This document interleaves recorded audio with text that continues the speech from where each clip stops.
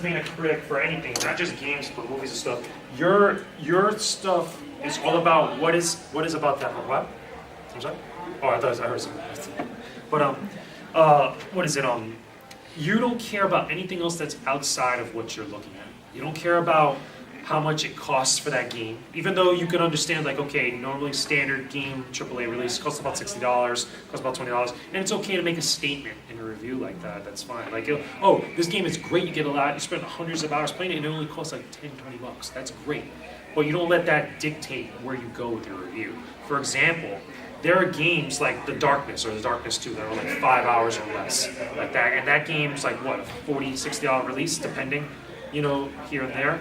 But that doesn't mean that it takes away from the level of quality for the review or the game itself. Like, just because you're spending 5 hours, what if that was a sweet 5 hours? It's like the difference between having a filet mignon that's like maybe that big and a giant steak that's just a generic steak that's just like whatever, you know, or a little like pizza, something like that. You know what I mean? It's like you don't really want to care about something like that. The other thing that's tangential to that, however, is that when there's outside news and other things going on about a game. Perfect example. Anybody here played Far Cry 5?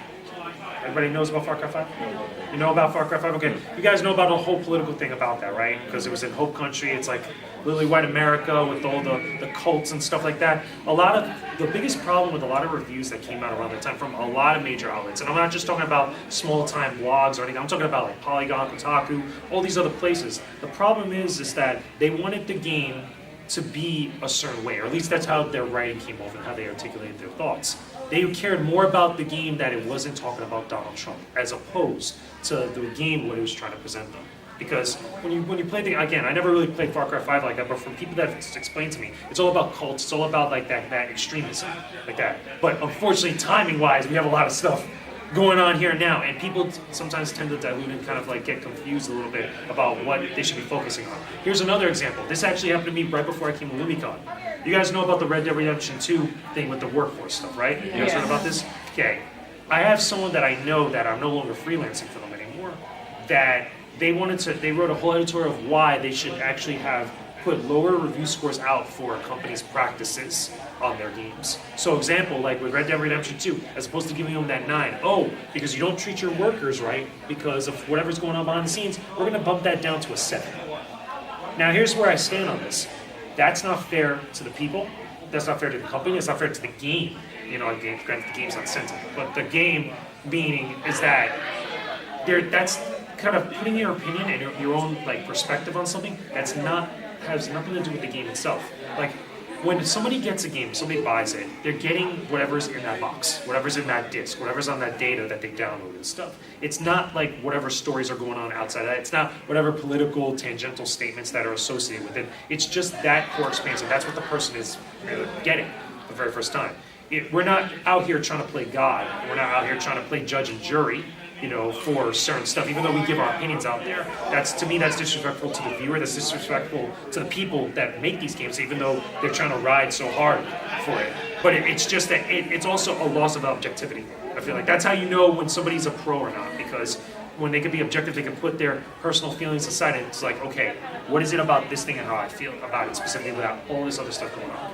But it's a very gray line now, because there's a lot of stuff that's been happening over the last like month or so with that. Hopefully that answers your question. So. My question is like, when you have like a AAA company like Rockstar or someone, when they make a big and highly anticipated game like God of War that came out, or Red Dead Redemption 2, a lot of people I talk to are here, they're like, oh, I can't really trust reviews because these games are like guaranteed 9s and 10s because of the hype behind them. Mm-hmm. If a review comes out that's anything less, you know, mobs come after these reviewers. And that's a thing, and again, it's an objectivity thing, and because social media has made it like that. And the other problem with that too, that doesn't help really, is that you got a lot of YouTubers, a lot of content creators that perpetuate that because that's get the attention. They're all about the attention with their content in order to remain relevant. But also journalists that are out there, that's the same thing with clicks and all this other stuff. They get caught up on all these other things outside of, okay, putting out the content out there and just like making it great content that people can get something out of. The whole idea about having to be afraid of the backlash for your opinion and stuff, I understand it can be intimidating, but that's not your job. I mean, at the end of the day, you have to tell people the truth. Otherwise, it's just gonna show out there. Like, oh, this game is great, that's why we're giving it a 10 and stuff, but like the way you write reads out might not match up to it. I've had that, one of my first review that I did for IGN, originally I was gonna give a game a 7, which was Naruto Ultimate Ninja Storm 4. And I ended up talking with the editor, is like, listen, the way you write this, it sounds like you hate this game a little bit more so. You might want to go back and reread and do stuff. He didn't tell me like, oh no, lower this score like that, but like go back and reread it and really think about it. I did, I ended up scoring it a 5.5 on IGN. And by the way, I got eviscerated in the comments. I'm talking like, there were people in IGN's UK threads and in the Australia threads that were pissed at me because I said that their Naruto game was terrible, which it was. And I was right because I wrote the guide on it. I was the only one in the world at that point that had played that game so extensively. And then didn't help afterwards because when the game came out, YouTubers and all these other people that are really passionate about anime and really passionate about, you know, anime games like that, they were not happy with me like that. But you can't be intimidated about what other people are going to think about your opinion. It's your opinion, they're going to take it, they're going to feel however they're going to feel about it. They're going to do whatever on social media, they're going to do whatever they're going to do on social media. That's why God invented the block button or the mute button. So, but, you know, it's just that I think there's too much emphasis put onto that and too much attention drawn onto that because that type of sect that makes things worse like that, as long as you don't give them the oxygen or the energy of your time, then it won't affect it. And then don't get me wrong, I know there's extreme cases out there, you know, a lot of other ridiculous things that happen, but like to me, that's how I view it, stuff. And having been in that position like that, which is crazy. Any other questions, comments, or thoughts you guys want to know about reviews? Because I got another thing I can mention.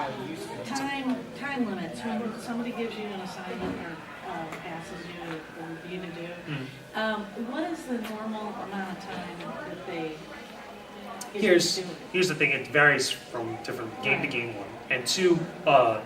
We really, unless your editor and your outlet is like really like stiff about it. I try personally, for me, I try to do everything in about a week. Same thing like I do, guys. When we were talking about my other panel yesterday, I try to do like a week or two, depending on the game. Especially if it's a longer game, you know, you have to go longer. It's just you only got 24 hours in a day. You're not gonna sit there 24 hours playing this one game like that. Right. But one of the things that when we get free codes for games from the publisher, like PR and stuff, they have what's called coverage reports. And coverage reports are all the different outlets and all the different places that are talking about your game, reviewing your game, making content about it and stuff. And they usually track it for an entire month from a game's release. So like if a game came out on November 1st, all throughout November into December 1st or 2nd is what their coverage report will show. And they'll look at it and be like, okay, which outlets did we give codes to? Made content or do whatever else and how much coverage did they do and stuff, and they'll usually judge that and decide whether they're going to keep working with an outlet or not. So technically it's not really affecting us that writes the reviews and stuff. It actually affects the outlet wherever it is, especially if you're YouTube, especially if you're on YouTube and you're doing it yourself, it'll affect you directly. But like it's more like there are really no guidelines to put limits on, but like other factors that come into play with it. So for me, I try to do it about a week or two and then try to get everything done within the month besides reviews and other content and stuff. Here's a good point, I guess I should touch on Metacritic. Everybody knows what Metacritic is, right? Or do I need to explain what Metacritic is? You guys know? You need to explain Metacritic? No, I know what you know what it is? Okay, so, because Metacritic is not just games, it's also like movies, comics, whatever, music, etc. But for those that don't know, real quick TLDR, just like an aggregate, it brings everybody's reviews together and gives it one general score from every single accredited outlet out there. I'm actually trying to get the coalition to get us on Metacritic so we can actually have all our scores put up on there and get more traffic and stuff. Because it's a prestigious thing, even though people complain about it. People complain about Metacritic because it quote-unquote affects the salaries of people that work in games, devs and stuff, which is not entirely true. That has nothing to do with us as reviewers. That has to do with the companies and the PR and what they do about it, you know, within their own internal workings. It's like, it's not my fault, you know, I had to score a game of 50. It's like, I'm not over here trying to take away somebody's money, but still, like, that has nothing to do with me. That's a whole nother situation. But people get caught up on that and stuff. But I think it's more the perception of Metacritic and the perception of that, oh, these reviews affect change in certain things of how go with series or how developers lead their lives and stuff. And then, again, all that is all hearsay and it's all superficial and hyperbole, because when me as a media person or as a content creator and stuff, I care more about just putting the content about for the people. I don't care about any of that other stuff that happens afterwards because it has nothing to do with me. You know, and again, it's just a thing that's passed on social media like way too much. It's like trying to find an excuse for everything. It's like, oh, here's an excuse of why this game should not be scored low, or why Call of Duty should stop getting 9s and 10s. Call of Duty does not get 9s and 10s all the time. Like that's a thing. Or my favorite, here's the real crazy one. for reviews, and I've gotten this before, and I didn't even work for IGN, getting paid off by reviewers. Everybody heard this same phrase before? You got paid off by Activision, you got paid off by such and such, you got paid off by PlayStation to score an Xbox game lower. Everybody heard this before? It's absolutely insane. And that's not true. That only started off on the internet, because having worked with IGN, that's had probably the strictest guidelines when it comes to ethics and etiquette, like they are on top of it. It's like nobody over there gets paid to give a game a certain score. There's only one instance in history that I could think of where that was affected because they gave it a certain score from the publisher, and that's what happened to Jeff Gerstmann. I don't know if you guys know Jeff Gerstmann. Okay, he used to be a guy that worked at GameSpot. Okay, he was a big reviewer for many, many years. He works at Giant Bomb now. I think he helped found Giant Bomb. And he reviewed Kane and Lynch 2, I think it was when it came out. And the people that were working the PR for Square, I think it was Square Enix or Eidos, and the people that were the execs at GameSpot they weren't in the know about video games and stuff, so they pulled the funding for the promotional material on the website for Kane and Lynch 2, because he scored it, I think it was like a 7.5 instead of a 10. So he's like, this game is like mediocre, it's like whatever, like that. And the people at the top of GameSpot freaked out because they saw all the advertising dollars got pulled out, and they immediately let him go, which is what was wrong. He actually ended up suing them for that because of wrongful termination. And that was like the only instance where something like that has come into play. So, but like people say that's like a regular thing when they see a review or a score or an opinion that they don't agree with. That's really like the big thing. It's kind of tie it together. So, any questions, comments, thoughts? Any other stuff y'all want to know about reviews? Anything interesting that you want me to touch upon? Just reviews in general. It doesn't even have to be about games. It could be, because I know a lot of people don't know into games here. So, any thoughts, comments? What's up? What if you play a game and it totally is a 0? Mm-hmm. How do you write a review for that? Sometimes you have to write a review for a bad game. I've never given out a 0, and 0 again is hyperbole a little bit. A 0 is like something that just does not function, doesn't even do. That's how I view it. Like I've had to give games 3s or 4s, like out of 10. Like again, we're talking like scale 1 to 10, 1 to 100, same idea. Okay, just for simplicity's sake. And when a game is bad but it still functions and stuff, you could get those low scores like that. There's games that I thought were disgusting in the sense where it was not fun. It was like really like a chore, and it was an annoyance to play. Like anybody ever heard of Naughty Bear?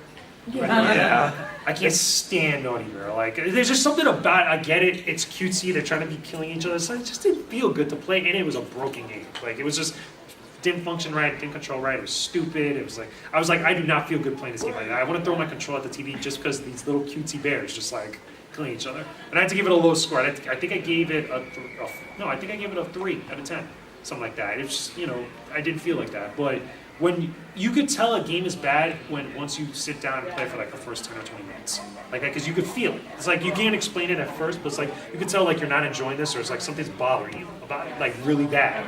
Now, at the flip side of that, however, you can usually tell when something is going to be really enjoyable. Like the first time I played Dustin Elysian Tales. Dustin Elysian Tales is my most favorite indie game of all time.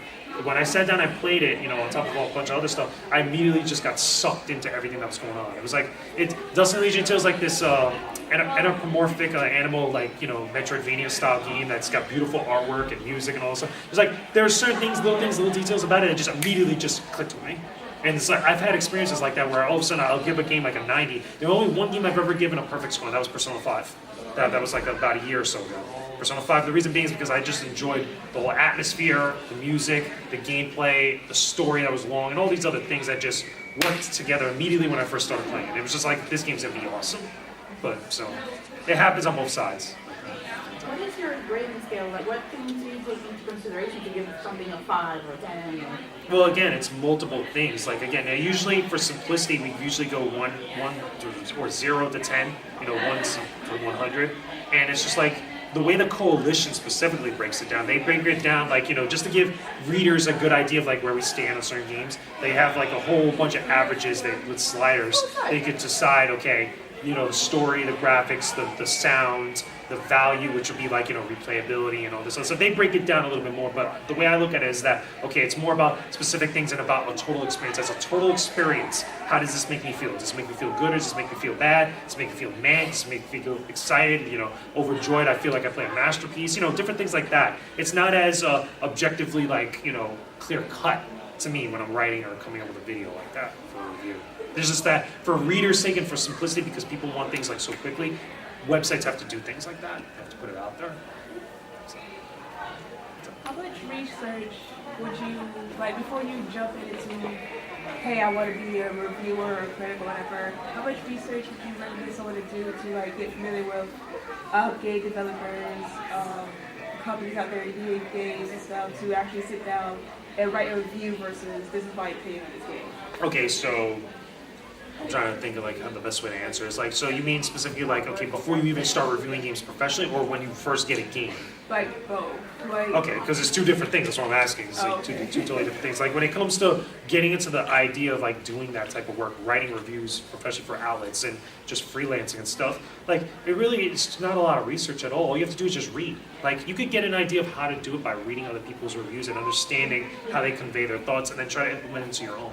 Like that, and it's not just reading; it's also video. You know, podcasts. I've heard podcasts that they review games. Like sometimes YouTubers, you know, because they'll have game footage and stuff, they'll do a voiceover, and that's their review and all this other stuff. I think sometimes with YouTubers, they tend to get a little bit overzealous with certain things when it comes to the process of like actually trying to be structured or try to do things right, and they cater a little bit too much to their audience and how their audience feels, rather than saying and doing what they exactly like feel and express, or what things really are. It's like they feel like they're always trying to live up to certain standards set by other things, rather than be objective. But outside of that, when you get a game for review, like whenever I get a game for review, I don't do any research whatsoever. I let the game speak to me itself. I let it show me exactly what is it going to present to me, what is this studio doing, or what is this studio putting together, and what exactly have they been doing for whatever many years, and how does that all come together as an experience? Because again, we were talking about Philip Mewson earlier. Phil Mewson did research whenever he did stuff for his reviews, and he ended up getting caught for plagiarism. That's a very fine line, or very like clear-cut line to walk on. So for me, if I get a game, I don't do any research about it. I let it, whatever it is in there, show me. so like, despite like what studio puts it out and what company It could puts come out, up from Square Enix, and even though I know about Square Enix now, it could be like some random new IP from Square Enix, even though I know they make great games, but how does that game turn out? Because it could be a dud for all I know. It could be whack. It could be terrible, for all I know. Or it could be amazing. But the point is, you don't want other things to influence your opinion. You need to be objective as possible. Even though you're subjective with your opinion stuff, you need to be like, okay, what is in here and what's going on with it? Rather than like, oh, Square Enix, I know this is going to be good. I want to make sure I keep getting review copies from Square Enix. I want to make sure I can go to E3 and talk to them. It's like, no, can't get into any of that. Biased opinion. Yeah, you can't. Well, bias is a loose word. That's not. But it's like you don't want other things to influence your opinion about that game.